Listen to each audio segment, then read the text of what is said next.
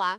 Hoje nossa conversa entra no capítulo 34 do livro de Jó, e é um momento assim bem interessante na narrativa porque aparece uma voz nova, né? A de Eliú. Exato. Surge o Eliú. E ele chega de um jeito diferente, né? Não vai direto falar com Jó. Primeiro ele chama os sábios, os homens de entendimento, parece quase que ele quer ser um mediador ali, ou até um juiz do que foi dito até então.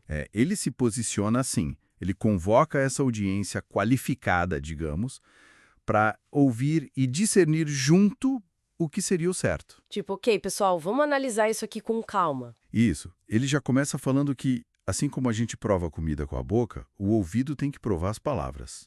E ele está ali para fazer essa análise, principalmente do que o Jó falou. E olha, a análise dele sobre o Jó é bem dura, né? Pega pesado. Ele acusa o Jó de falar que é inocente, mas que Deus está negando justiça a ele. Fala que Jó se acha correto, mas que Deus o trata como mentiroso, o fere sem ele ter culpa. É uma lista de acusações. E ainda questiona que tipo de pessoa é Jó que bebe zombaria como água e que anda com malfeitores só por ter dito que não adianta tentar agradar a Deus. Aí, nesse ponto, ele o constrói uma defesa muito, muito veemente da justiça de Deus.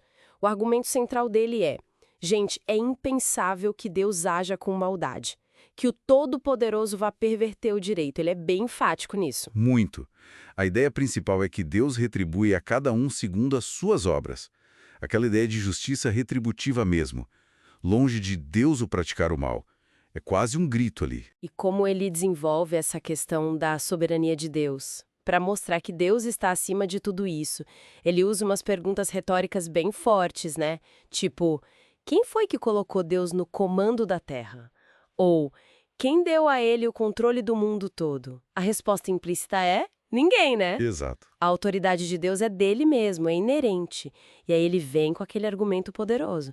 Se Deus resolvesse tirar o seu espírito, o seu sopro de vida, Sim. pronto, acabaria tudo. Toda a humanidade, toda a carne simplesmente deixaria de existir, voltariam ao pó. E isso para mostrar nossa dependência total dele. Entendi. E essa soberania toda, então, está ligada à ideia de que Deus é imparcial e sabe de tudo. Perfeito. Ele o argumenta justamente isso, que Deus não tem essa de favorecer. Não importa se é príncipe, se é rico, se é pobre. São todos obra das mãos dele. Trata todo mundo igual porque ele criou todo mundo. Isso.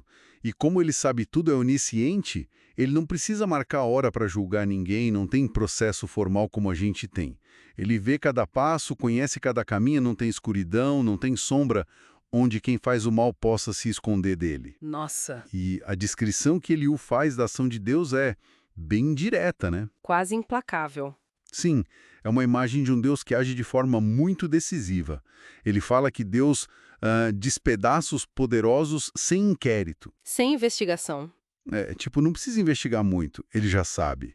E aí coloca outros no lugar, derruba os governantes de noite, esmaga os maus ali à vista de todo mundo.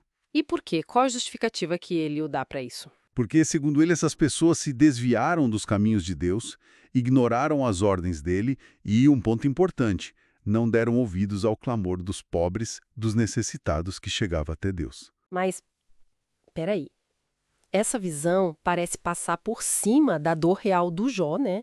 Da experiência concreta dele que a gente vem acompanhando. Exatamente.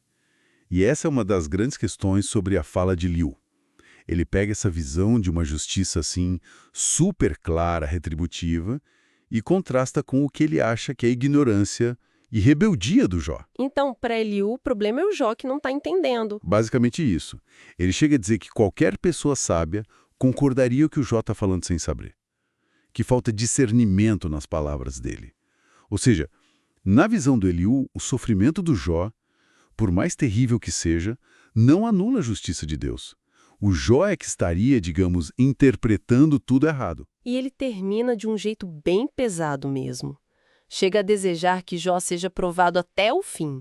Uma fala dura. Acusa Jó de responder como um ímpio, de chorar pecado sobre pecado, de ficar multiplicando palavras contra Deus. É uma acusação muito forte contra o protagonista, né? Fortíssima. Uma virada bem radical na forma como ele é tratado no diálogo.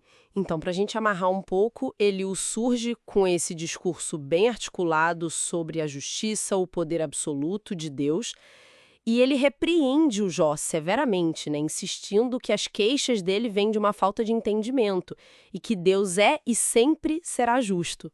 É isso. A intervenção do Eliú adiciona, sem dúvida, uma nova camada, uma nova complexidade a todo esse debate sobre sofrimento e justiça. Ele defende Deus com uma lógica talvez mais estruturada que a dos amigos anteriores, focando muito na soberania, na retribuição. Mas com uma dureza. Exato. Mas essa defesa vem junto com uma dureza muito grande, quase uma falta de empatia com a situação específica do Jó. E isso deixa pra gente uma pergunta importante para pensar, né? Qual seria? Será que essa visão da justiça divina, tão focada na retribuição direta, no poder que não se questiona, será que ela realmente dá conta de explicar ou de oferecer algum consolo para um tipo de sofrimento como o de Jó que parece tão sem causa aparente? Fica essa reflexão sobre os limites desse tipo de argumento diante do mistério que é o sofrimento humano.